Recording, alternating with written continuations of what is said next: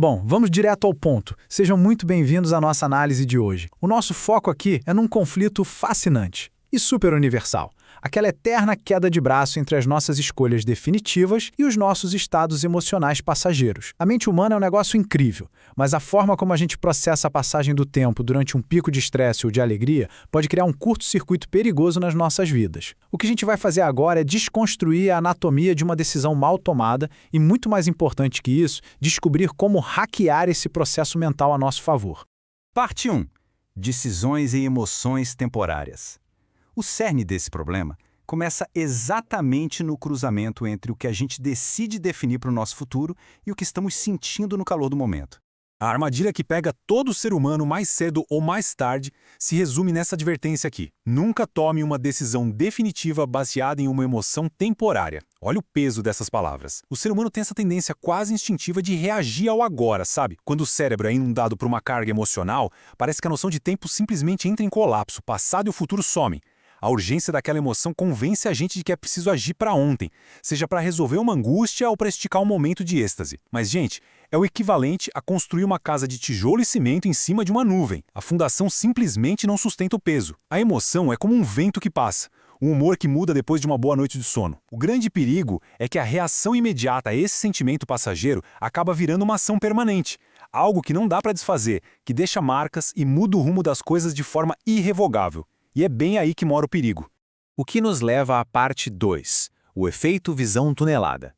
Mas o que será que acontece com a nossa clareza mental durante esses picos emocionais que faz a gente cometer erros tão absurdos? A resposta é que a nossa visão, metaforicamente falando, fica totalmente confinada. Sabe quando a gente entra num túnel bem escuro? A única coisa que dá para enxergar é o que está logo ali na nossa cara. A visão periférica simplesmente desaparece. Todo o contexto vai por água abaixo. E o mais louco disso tudo é que acontece independente do tipo de emoção, colocando dois extremos completamente opostos na mesma categoria de risco. Olha só, de um lado, o auge da euforia, do outro, o fundo do poço da tristeza. Estar pulando de alegria ou no abismo da depressão dá exatamente no mesmo resultado falho para a nossa lógica. Na euforia profunda, aquele excesso de otimismo segue a gente para os riscos reais. A gente acaba assumindo compromisso que não vai dar conta de cumprir porque naquele momento a sensação é de ser invencível. Já na tristeza profunda, o desespero esconde qualquer esperança ou solução prática, levando a gente a jogar toalha ou até destruir coisas de um valor enorme. A emoção basicamente sequestra a racionalidade e força a mente a olhar por um tubinho muito estreito, desconectando a gente da realidade objetiva. Então, parte 3, a regra 10-10-10. Bom, sabendo de todo esse diagnóstico meio sombrio, como é que dá para quebrar a ilusão das paredes desse túnel e pegar o controle de volta?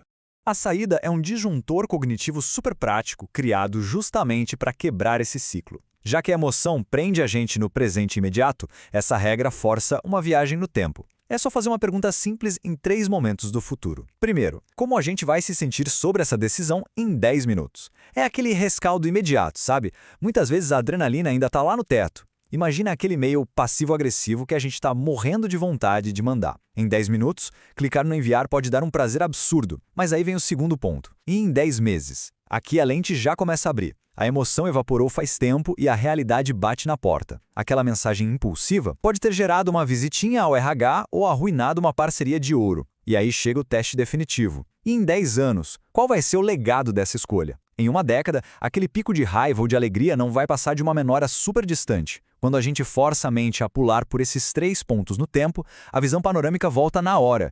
Chegando na parte 4, esperando a poeira baixar. O que a gente faz quando esse teste dos 3 marcos temporais escancara que a gente está a um passo de cometer um erro que vai custar muito caro lá na frente?